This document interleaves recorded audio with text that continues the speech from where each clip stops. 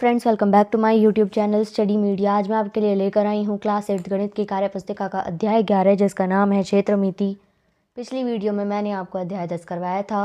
अगर आप मेरे चैनल पर नए हैं और अभी तक आपने मेरे चैनल को सब्सक्राइब नहीं किया है तो प्लीज़ मेरे चैनल को सब्सक्राइब कर लो।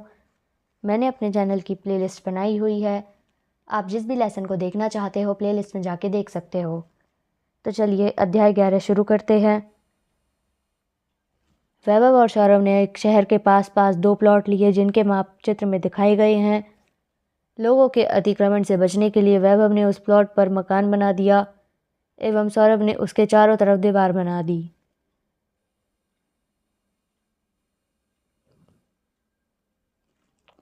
प्रश्न 1, निम्न प्रश्नों के उत्तर सत्य असत्य में दो। वैभव ने प्लॉट के परिमाप का उपयोग किया। सत्य। असत्य, नहीं क्षेत्रफल का प्रयोग किया। मकान बनाने के लिए प्लॉट के क्षेत्रफल का उपयोग किया। सत्य। सौरभ ने प्लॉट के क्षेत्रफल का उपयोग किया। असत्य, दीवार बनाने को परिमाप कहते हैं। सत्य। प्रश्न 2, नीचे एक बगीचे का चित्र दिया गया है। बगीचे के चारों ओर चलने का पथ बना है, इसे भूरे रंग से रंगो। बगीचे के अंदर भी रास्ता बनाया गया है, इसे लाल रंग से रंगो। बगीचे को हरे रंग से रंगो। रास्ते की चौड़ाई 1 सेंटीमीटर है। तो यहाँ पे आप ये चित्र देख सकते हैं। किसने सबसे ज़्यादा जगह घेरी है? बाहरी रास्ता, बगीचा, अंदर का रास्ता। इसका उत्तर है बगीचा और अंदर का रास्ता दोनों समान हैं। प्रश्न 3, नीचे एक आयताकार मैदान का चित्र दिया गया है, इसके चारों ओर रास्ता बनाया गया है। पास ही एक खेत का चित्र है, इसके बीच में रास्ता बनाया गया है। इन रास्तों पर चौकोर पत्थर लगाए गए हैं। इन रास्तों पर तुम 1 सेंटीमीटर भुजा के वर्ग काट कर चिपकाओ। तुमने कितने वर्ग चिपकाए हैं गिनो तथा रास्ते का क्षेत्रफल निकालो। इसका उत्तर है 14 सेंटीमीटर स्क्वायर। प्रश्न 4, दी गई फ्रेम का बाहरी माप 12/14 सेंटीमीटर है तथा आंतरिक माप 8/10 सेंटीमीटर है। फ्रेम का क्षेत्रफल ज्ञात करो। तो बाहरी क्षेत्रफल में से आंतरिक क्षेत्रफल को माइनस करेंगे तो इसका आंसर आएगा 88 वर्ग सेंटीमीटर। प्रश्न 5, एक रजाई के चारों ओर 5 सेंटीमीटर चौड़ा बॉर्डर लगा हुआ है। यदि 4 रुपये प्रति वर्ग सेंटीमीटर की दर से बॉर्डर लगाया गया हो तो बॉर्डर के लिए कितने रुपए दिए होंगे? तो बॉर्डर का क्षेत्रफल होगा 60,000 वर्ग सेंटीमीटर। आंतरिक क्षेत्रफल निकालेंगे, ये आएगा 55,100 सेंटीमीटर स्क्वायर। बॉर्डर का क्षेत्रफल होगा 4900 सेंटीमीटर स्क्वायर। बॉर्डर का कुल खर्चा आएगा 4 × 4900 यानी कि 19,600 रुपये।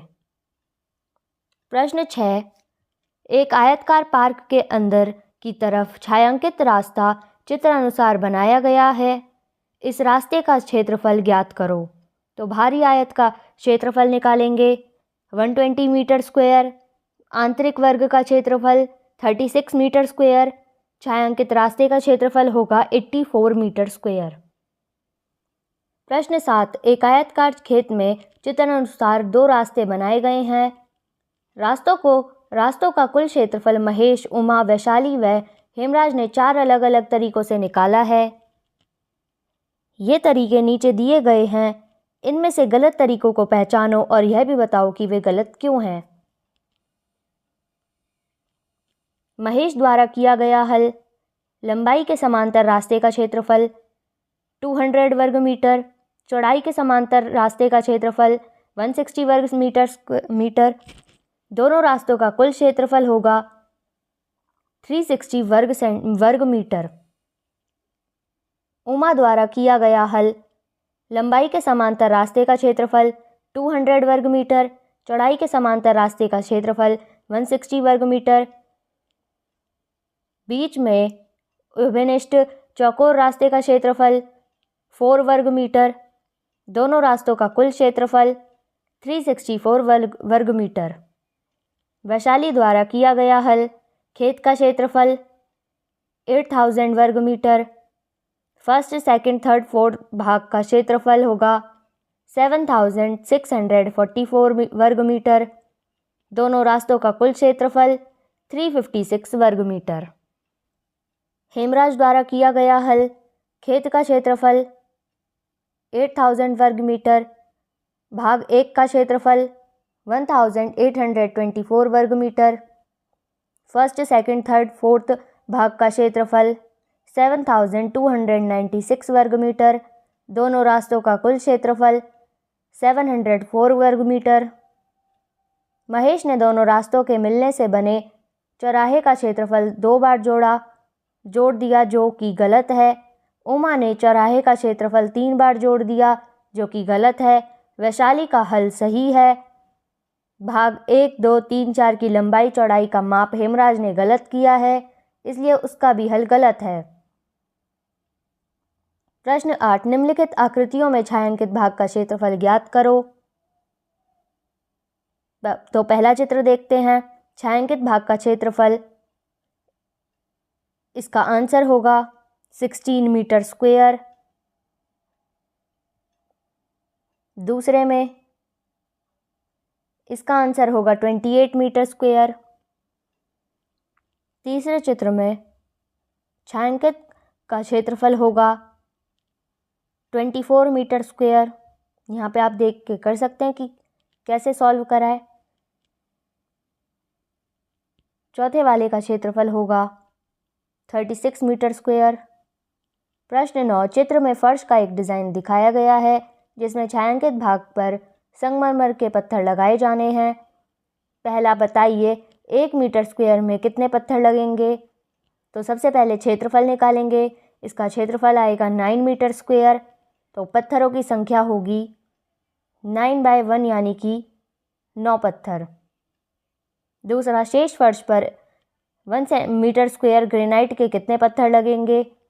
शेष फर्श का क्षेत्रफल निकालेंगे जो कि आएगा 39 मीटर स्क्वायर, तो इसमें कुल पत्थर निकालेंगे 39। प्रश्न 10, चित्र अनुसार रंगोली में रंग भरे जाने हैं। तुम बताओ प्रत्येक रंग कितने क्षेत्र में भरा जाएगा। वृत्त की त्रिज्या यानी रेडियस r 7/2 dm है,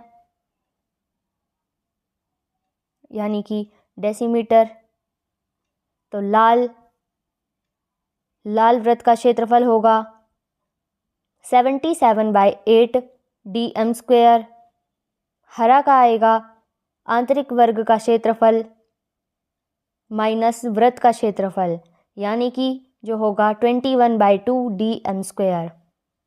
पीला लाल के बराबर है, तो इसमें भी आएगा 77/4 dm स्क्वायर।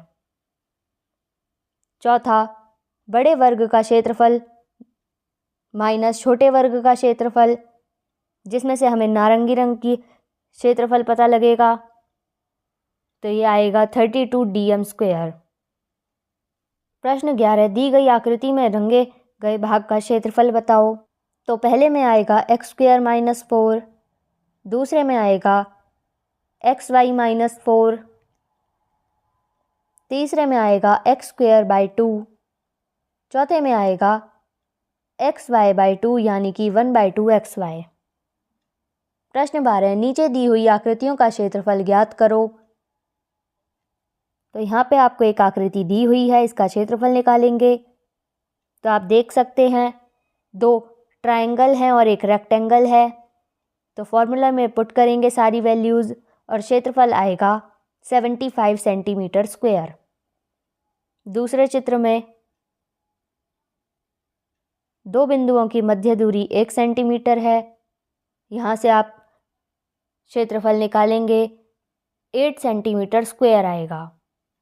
तीसरे में आप निकालेंगे, यहाँ पे आपको एक रेक्टेंगल दे रखा है और एक ट्रायंगल, इसका क्षेत्रफल आएगा 104 सेंटीमीटर स्क्वायर।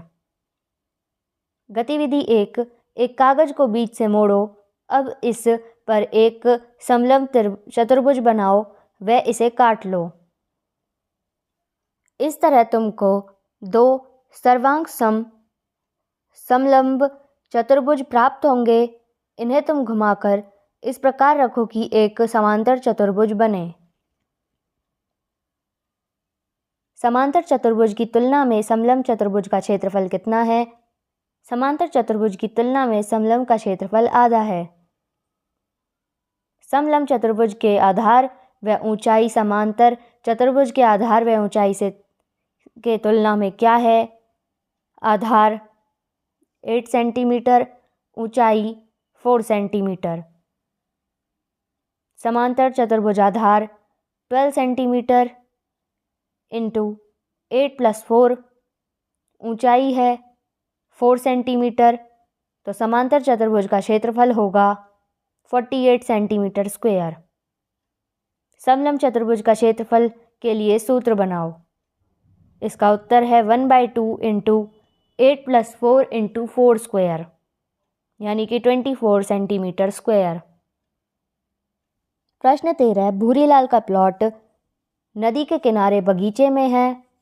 तुम इसका क्षेत्रफल बताओ।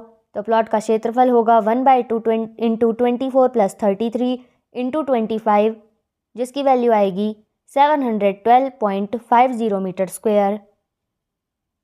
गतिविधि 2, किसी तिरछे चौकोर जमीन के टुकड़े को नापने के लिए उसका कागज का नमूना काटकर उसे 1 वर्ग में बदलकर उसका क्षेत्रफल आसानी से नापा जा सकता है। यह देखो ऐसे।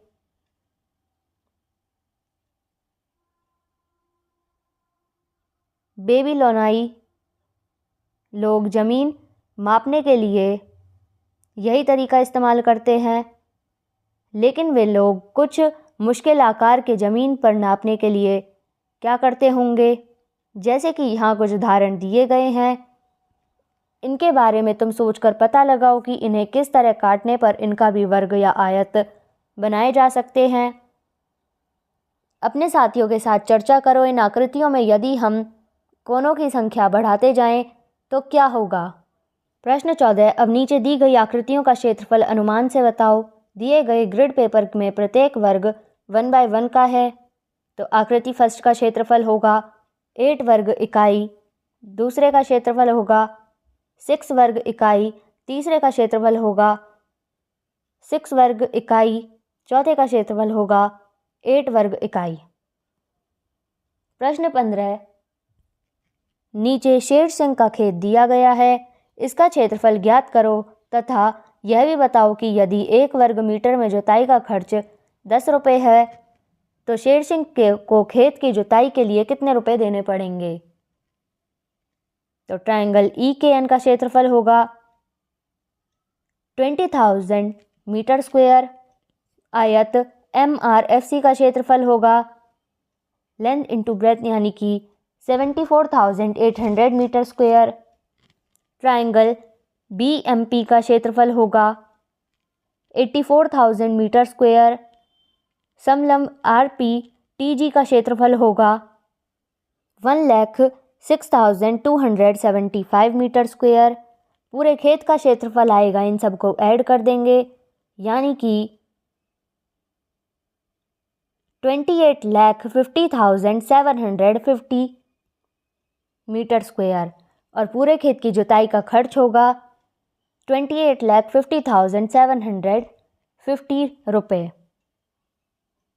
प्रश्न 16, चित्र में एक सभागार का फर्श दिखाया गया है। इसका क्षेत्रफल ज्ञात करो। तो पहले भाग का क्षेत्रफल निकालेंगे, यानी कि ABCD का क्षेत्रफल आएगा 1,705 मीटर स्क्वायर। भाग 2 का क्षेत्रफल निकालेंगे, यानी कि AFED का क्षेत्रफल 1,950। तो पूरे फर्श का क्षेत्रफल होगा 3,655 मीटर स्क्वायर। प्रश्न 17, चित्र में एक घनाभ दिखाया गया है। संबंधित सूचना भरो। लंबाई 6, चौड़ाई 3, ऊंचाई 2, फलकों की संख्या 6, क्षेत्रफल 6 × 2 यानी कि 12, दूसरे का क्षेत्रफल 3 × 2 यानी कि 6, तीसरे चित्र का क्षेत्रफल यानी कि 6 × 3 18।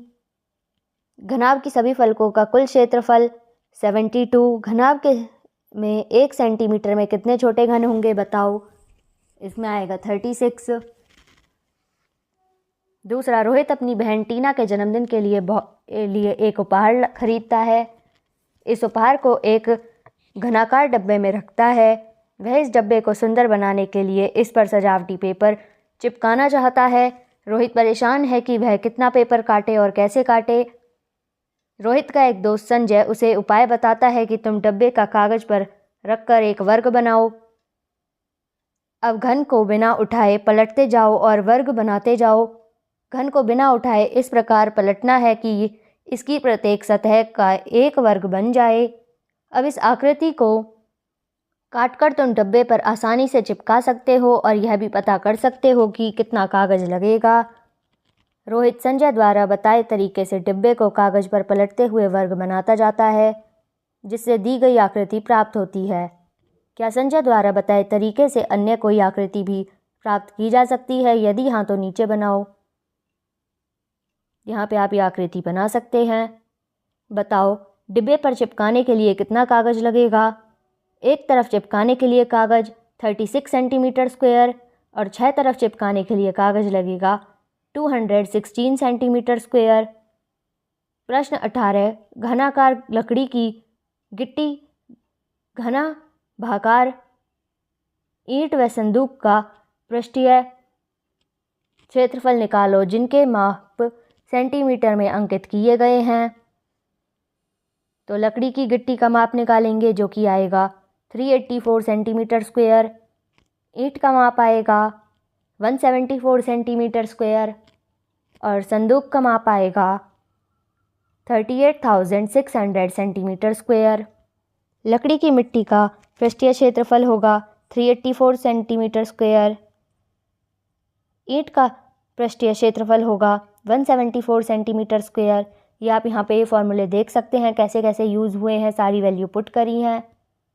तीसरे में आएगा संदूक का पृष्ठीय क्षेत्रफल 38,600 सेंटीमीटर स्क्वायर। प्रश्न 19, एक बंद संदूक की बाहरी सतहों को कुल क्षेत्रफल A है। इसका क्षेत्रफल क्या होगा यदि प्रत्येक कोर दोगुना कर दिया जाए। क्षेत्रफल 4 गुना हो जाएगा। प्रत्येक कोर तिगुना कर दिया जाए, क्षेत्रफल 9 गुना हो जाएगा। प्रत्येक कोर को K से गुणा किया जाए, क्षेत्रफल K स्क्वायर गुना हो जाएगा। प्रश्न 20, निम्न आकृतियों को बनाने के लिए कितने घनों का उपयोग हुआ है। तो पहले का उत्तर है 95। ये आप देख सकते हैं ये कैसे आया है। 5 × 9 प्लस 4 × 7 प्लस 3 × 5 प्लस 2 × 3 प्लस 1 × 1, इन सब को सॉल्व करके आया है 95। दूसरे में आप देख सकते हैं 24 × 3 प्लस 16 × 2 प्लस 8 × 1 यानी कि 112 घन। प्रश्न 21, 1 सेंटीमीटर क्यूब को 48 घन लेकर 2 × 3 × 8 माप का घनाभ बनाया जाता है। यदि घनाभ की विभिन्न फलकों के चित्र बनाओ। सामने की सतह बनाएंगे, B पीछे की सतह, तो यहाँ पे आप चित्र बना सकते हैं। ऊपर की सतह, पेंदे की सतह, बाईं ओर की सतह, दाईं ओर की सतह। प्रत्येक फलक का क्षेत्रफल बताओ। सामने का क्षेत्रफल बराबर होगा पीछे का क्षेत्रफल के यानी कि 16। ऊपर का क्षेत्रफल बराबर होगा नीचे का क्षेत्रफल के यानी कि 24। बाएं का क्षेत्रफल बराबर होगा दाएं का क्षेत्रफल के यानी कि 6। घनाभ का कुल क्षेत्रफल क्या होगा। तो यहाँ पे आप फॉर्मूला लगाएंगे, उसमें ये सारी वैल्यू रखेंगे, जैसे 2 × 16 प्लस 24 प्लस 6 यानी कि 92। 48 घनों से कितने अलग अलग घनाभ बनाए जा सकते हैं। इसका उत्तर है 9 घनाभ। उनमें से सबसे अधिक पृष्ठीय क्षेत्रफल वाले घनाभ की लंबाई, चौड़ाई व ऊंचाई बताओ। तो लंबाई होगी 1 सेंटीमीटर, चौड़ाई 1 सेंटीमीटर, ऊंचाई 48 सेंटीमीटर। 24 घनों में से बनाए जाने वाले उस घनाभ की लंबाई, चौड़ाई व ऊंचाई बताओ जिसका पृष्ठीय क्षेत्रफल सर्वाधिक हो। अपने उत्तर की प्रश्न 4 के उत्तर से तुलना करो। इसका उत्तर है लंबाई 1, चौड़ाई 1, ऊंचाई 24 सेंटीमीटर। प्रश्न 22, एक घनाभ की एक सतह का क्षेत्रफल 8 सेंटीमीटर स्क्वायर है। घनाभ का आयतन क्या होगा यदि ऊंचाई पहला 10 सेंटीमीटर हो? तो इसका आंसर आएगा 80 सेंटीमीटर क्यूब। दूसरा 4 सेंटीमीटर हो तो इसका आंसर आएगा 32 सेंटीमीटर स्क्वायर। प्रश्न 23, मंजीत की परेशानी है कि आयतन को दुगना करने पर भुजाएं दुगनी हो जाती हैं नहीं होती हैं। हरप्रीत ने कहा यदि भुजाएं दुगनी कर दो तो मैं आयतन बता दूंगा। क्या तुम बता सकते हो कि भुजाएं दुगनी करने पर आयतन पर क्या फ़र्क होगा या कितना बढ़ेगा? इसका उत्तर है माना घन की भुजा x, घन का आयतन x क्यूब, घन की भुजा 2x, घन का आयतन 2x क्यूब यानी 8x क्यूब। नया आयतन 2 की पावर क्यूब गुना या 8 गुना हो जाएगा। प्रश्न 24, निम्नलिखित आकृतियों के पृष्ठीय क्षेत्रफल व आयतन ज्ञात करो। तो पहले में आएगा पृष्ठीय क्षेत्रफल यानी कि 24x स्क्वायर, आयतन 8x क्यूब। दूसरे में क्षेत्रफल आएगा 126x स्क्वायर, आयतन आएगा 90x क्यूब। प्रश्न 25, नीचे दी गई घनाभ आकार पानी की टंकी का आयतन ज्ञात करो तथा पानी की का आयतन भी बताओ। तो पानी का टंकी का आयतन होगा 48 मीटर क्यूब और पानी का आयतन होगा 48 मीटर क्यूब। प्रश्न 26, नीचे 1 सेंटीमीटर भुजा वाले 64 घनों को जमा कर एक घन बनाया गया है। एक सुरंग बनाने के लिए इनमें से कुछ घन हटा दिए गए हैं। बचे हुए ठोस का आयतन ज्ञात करो। 4 घन ऊर्ध्वाधर हटाकर सुरंग बनाने पर पूरे घन का आयतन माइनस 4 घनों का आयतन, तो 64 माइनस 4 यानी कि 60 घन इकाई। 5 घन एल आकार में हटाने पर 59 घन इकाई। प्रश्न 27, नीचे दिए गए सभी डिब्बों के समान मात्रा में तेल भरा है। तुमको किसका पृष्ठीय क्षेत्रफल सबसे कम लगता है? इसका उत्तर है सी घन का। प्रत्येक का क्षेत्रफल ज्ञात करो और पता लगाओ तुम्हारा अनुमान सही था। तो यहाँ से पहले का आएगा 252, दूसरे का आएगा 216, तीसरे का आएगा 228। प्रश्न 28, नीचे दिए गए चौकोर बक्सों में से किन किन बक्सों का आयतन समान है? तो ए का आयतन आएगा 32, बी का 27, सी का 36, डी का 40। किसी का भी आयतन समान नहीं है। प्रश्न 29, एक आयतकार कागज लो, उसे मोड़कर एक बेलन बनाओ। इस आयत का क्षेत्रफल क्या होगा? 22 × 7 यानी कि 154। इस प्रकार के बेलन की ऊंचाई कितनी होगी? 7। बेलन के आधार पर आकृति क्या होगी? इसे छायांकित करो। 0। आधार का परिमाप बताओ। 22। बेलन के वक्र पृष्ठ का क्षेत्रफल बताओ। 154। बेलन के वक्र पृष्ठीय क्षेत्रफल का आयत के क्षेत्रफल में क्या संबंध है? दोनों समान हैं। प्रश्न 30, एक बेलन के आधार पर आधार की त्रिज्या r तथा ऊंचाई h हो तो बेलन के आधार का क्षेत्रफल ज्ञात करो। इसमें आएगा πr²। आधार के क्षेत्रफल को ऊंचाई से गुणा करें तो हम क्या प्राप्त करते हैं? इसका उत्तर है आयतन। आयतन की इकाई घन में क्यों लिखी जाती है, वर्ग में क्यों नहीं? चर्चा करो व लिखो। इसका उत्तर है आयतन ज्ञात करते समय हम 3 विमालों लंबाई, चौड़ाई और ऊंचाई की गुणा करते हैं, इसलिए आयतन को घन इकाई में लिखा जाता है। प्रश्न 31, रीना सीमेंट के पाइप के टुकड़े से खिलौना बनाना चाहती है, वह उसे रंगती है। तुम बताओ उसमें कहाँ कहाँ रंग करना पड़ेगा? इसका उत्तर है पाइप के चारों तरफ, पाइप के ऊपर और नीचे, पाइप के अंदर। वे सभी पृष्ठ किन किन आकृतियों के होंगे। पाइप के चारों ओर की आकृति खोलने पर आयत बनेगी। पाइप के नीचे वृत्ताकार है। यदि पाइप के अंदर की त्रिज्या r1 और बाहरी त्रिज्या r2 तथा h ऊंचाई h हो तो उन पृष्ठों का क्षेत्रफल क्या होगा।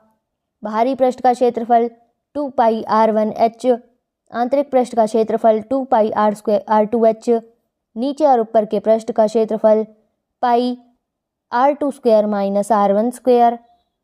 पाइप का संपूर्ण पृष्ठीय क्षेत्रफल क्या है। 2 पाई r1h प्लस 2 पाई r2h प्लस 2 पाई r1 square minus r2 square. प्रश्न 32, यदि बेलन ठोस हो तो उसके कुल कितने पृष्ठ होंगे। उदाहरण भी दो। इसका उत्तर है 3 पृष्ठ, जैसे बंद पाइप, ऊपरी पृष्ठ, निचला पृष्ठ और वक्र पृष्ठ। प्रश्न 33, एक बेलनाकार स्तंभ का व्यास 50 सेंटीमीटर है और उसकी ऊंचाई 3.5 मीटर है। इस स्तंभ के वक्र पृष्ठ पर 12.50 रुपये प्रति वर्ग मीटर की दर से पेंट करने का खर्च ज्ञात करो। स्तंभ की त्रिज्या 1/4 मीटर, स्तंभ की ऊंचाई 3.5 मीटर, स्तंभ का वक्र पृष्ठीय क्षेत्रफल 2 पाई RH यानी कि 11/2 मीटर स्क्वायर। वक्र पृष्ठ का पेंट का खर्च 68.75 रुपये। प्रश्न 34, 8 वर्ग मीटर धातु की एक चादर 1 मीटर ऊंची और 140 सेंटीमीटर व्यास वाली एक बंद टंकी बनाई जाती है। कितनी चादर बच जाएंगी बताओ। टंकी की ऊंचाई h यानी कि 1 मीटर, त्रिज्या 7/10 मीटर। टंकी का संपूर्ण पृष्ठीय क्षेत्रफल 2 पाई r प्लस h, यह आएगा 7.48 मीटर स्क्वायर। शेष चादर होगी 8 माइनस 7.48 यानी कि 0.52 मीटर स्क्वायर। प्रश्न 35, एक बेलन को इस प्रकार बदला गया कि उसकी त्रिज्या दुगनी हो गई तथा ऊंचाई दुगनी हो गई। यदि पुराना बेलन 80 रुपये की दर से बेचा जाता है तो नए बेलनों के दाम का अनुमान लगाओ और अपने अनुमान के पक्ष में तर्क दो। पहले का आयतन पाई r स्क्वायर h, दूसरे का आयतन पाई 2r स्क्वायर h यानी कि 4 पाई r स्क्वायर h, तीसरे का आयतन यानी कि 2 पाई r स्क्वायर h। यदि पहला बेलन 80 रुपये की दर से बेचा जाता है तो दूसरे बेलन को 320 रुपये के दर से और तीसरे बेलन को 640 रुपये के दर से बेचा जाता है, क्योंकि आयतन 1 से 4 गुना व 8 गुना है। प्रश्न 36, पहला, एक 22x11 सेंटीमीटर की आयतकार शीट लो। इसमें इसे लंबाई के अनुदिश मोड़ो एवं इसका आयतन ज्ञात करो। तो ऊंचाई h होगी 11 सेंटीमीटर, त्रिज्या r, परिधि होगी 2 पाई r, यहाँ से r की वैल्यू आएगी 7/2, आयतन पाई r स्क्वायर h, ये आएगा 423.50 सेंटीमीटर स्क्वायर। दूसरा, अब इसे शीट को चौड़ाई के अनुदिश मोड़कर इसका आयतन ज्ञात करो। h की वैल्यू 22 सेंटीमीटर, 2 पाई r की वैल्यू आएगी 11, आयतन r आएगा यहाँ से 7/4। अब इसका आयतन निकालेंगे तो आयतन आएगा 211.75 सेंटीमीटर स्क्वायर। तीसरा, दोनों में से कब आयतन अधिक रहा। जब बेलन लंबाई के अनुदिश मोड़कर बनाया। तो यहाँ पे ये वीडियो ख़त्म होती है। अगली वीडियो में मैं आपको अध्याय 12 करवाऊँगी। ये वीडियो आपको कैसी लगी मुझे कमेंट करके ज़रूर बताएं। वीडियो को लाइक करें, शेयर करें और चैनल को सब्सक्राइब करना ना भूलें। Thank you.